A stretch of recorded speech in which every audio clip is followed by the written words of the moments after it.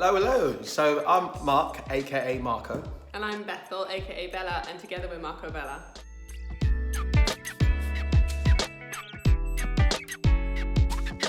Today we're going to be talking about how to deal with debt in marriage.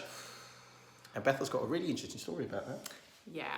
So, well, to start with, right, I wasn't the best person at managing my money when I went to university. I'd agree with that. Yeah, I was technically the second person to go to university in my family. Right.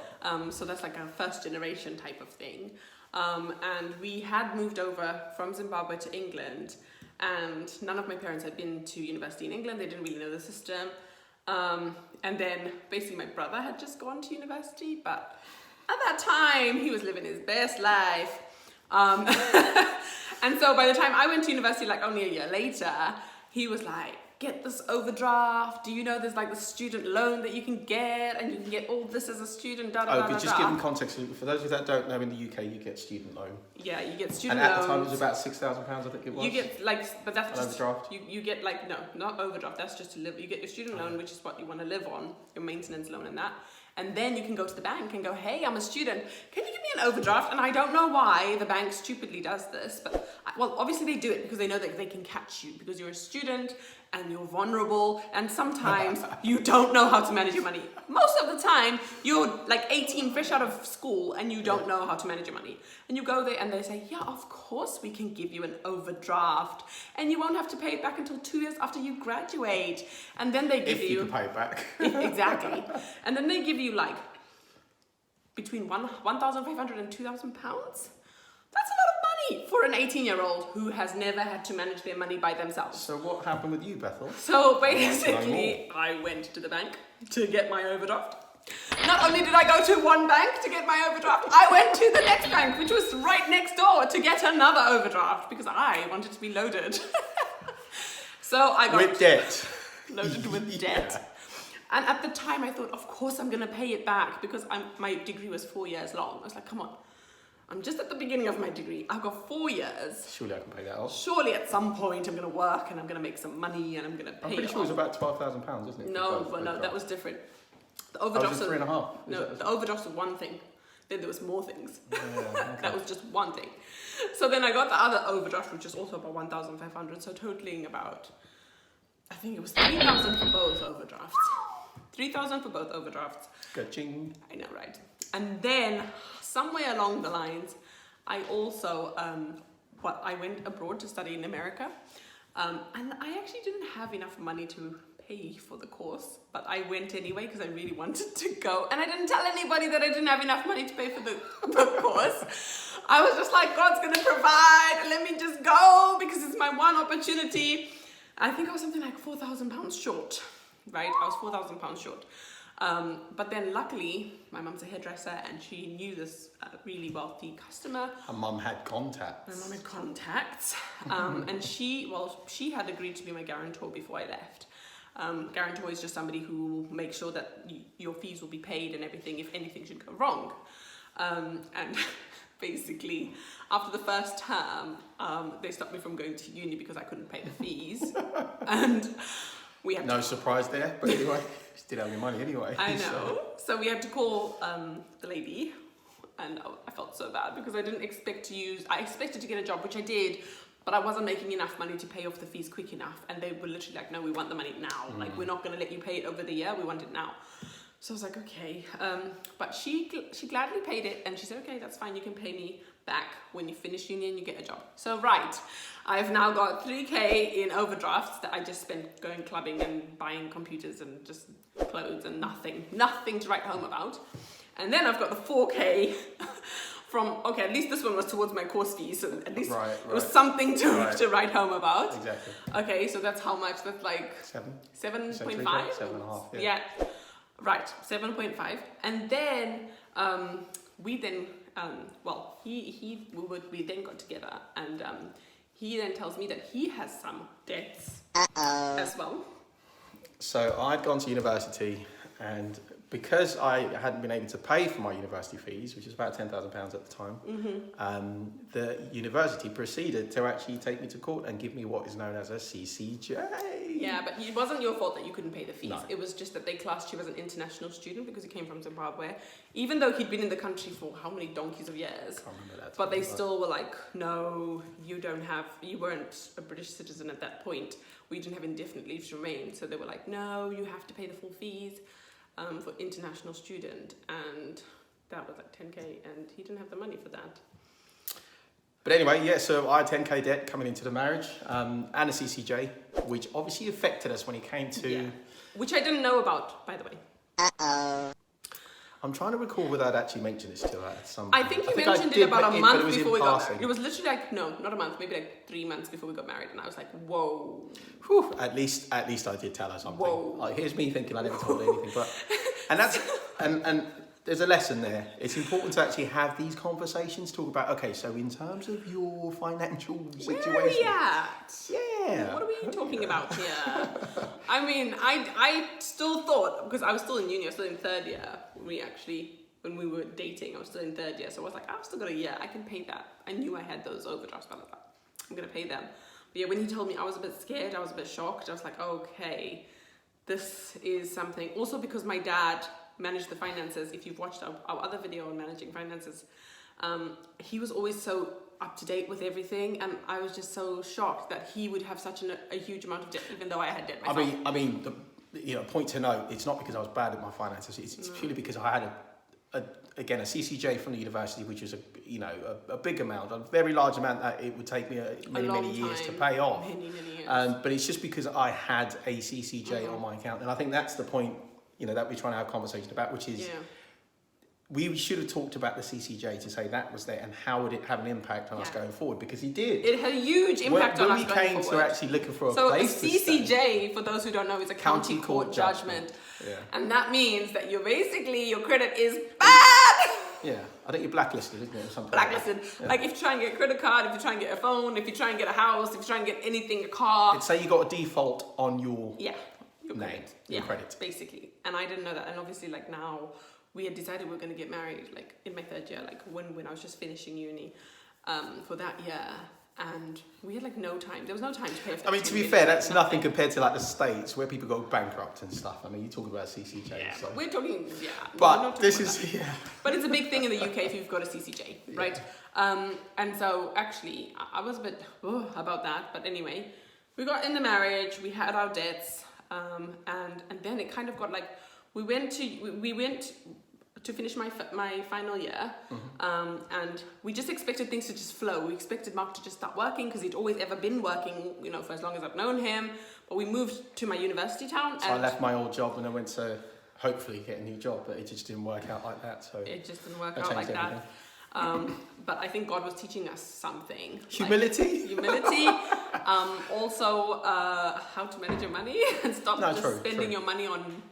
I think it was about changing our mindset around mindset about money and stop just splashing the cash like you have it. Because when he was working, he would be the guy who was like, come on everybody, I'm taking you out, and pay like £600 on dinner. But I always had money. And that wasn't because I was wasteful, but purely because I had a big heart for people. I'd always save money, I'd always keep money. So I always had money. I was really good at managing my finances, but it's just a CCJ that had a really big impact on us. But then when you came into the marriage, because obviously you didn't have the job and you didn't have any savings or investments, which is something we'll talk about in a different video. So actually when that little pot of money that he did have ran out and he hadn't got a job yet, oh gosh. Yeah. That was hard. That was interesting. That was really hard. And again, Beth, I had no savings or investments. No. So. And I just had it. Yeah. So you can imagine, we live close to the sea. We made really good use of the fish over there. The fishmongers, when they came out with fish at the end of the day. 10 fish for £1. Literally, because they're trying to get rid of their stock, and we're like, we'll have them.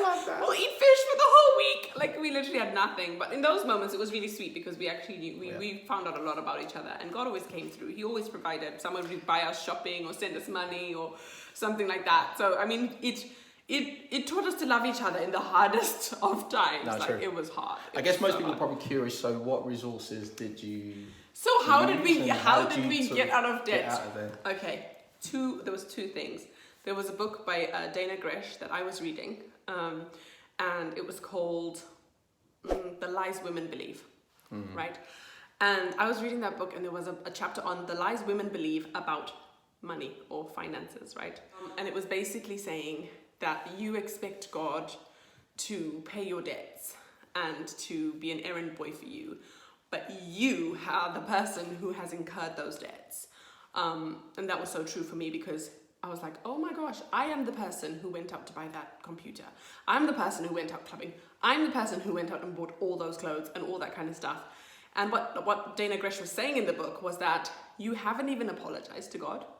You haven't even said, I'm really sorry for being really like frivolous with my money and not being a good steward of my money. And now you're saying, God, please pay my debts. So that really hit me. Like, that was like a turning point in my life. I was like, whoa, oh my gosh, I didn't realize that. Of course, you can ask God for anything, but actually, if there's a part in your life that you're not playing, that needs to get fixed. So I prayed and I was like, God, I'm really sorry. Like, I am sorry. It's my fault that I am in debt. I did it for myself, you know. I made those choices. And after that, very soon after that, Mark finds this amazing resource. So I found this book, which is titled Rich Dad, Poor Dad, and many people have heard this book. For me, it was critical because he was talking about something that we all had, which is called greed and desire. Greed for better things. Yeah, greed for better things, things you can't afford. It also talked about liabilities. So how when you got money, you buy things, something that will actually eat up more of your money. I mean, we got a story about that. One time we got an Audi.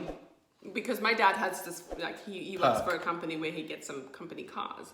But instead of us being humble and choosing a car that would just get us from A to Z, that was affordable, and, you know, we were like, oh, we got this Audi A4, brand new, you know, black edition, I think it was called, a really good looking car. With the diamond cut rims that he insisted on. Alloys, yes. But what was interesting, when we took this car back, because if it's got any damages, you have to pay for it.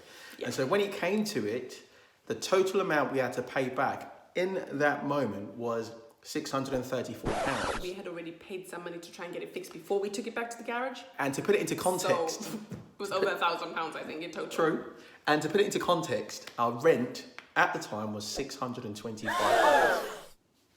So the car cost... More than our rent. More than our rent, which is just ridiculous. So there you go, greed and desire. Liabilities, that was one of it. Yeah, and I think also with that one, it was talking about actually being smart with your money. Yes. And you know, sometimes it's like for us personally, nobody had ever sat us down and gone, this is how to manage your money. Financial literacy.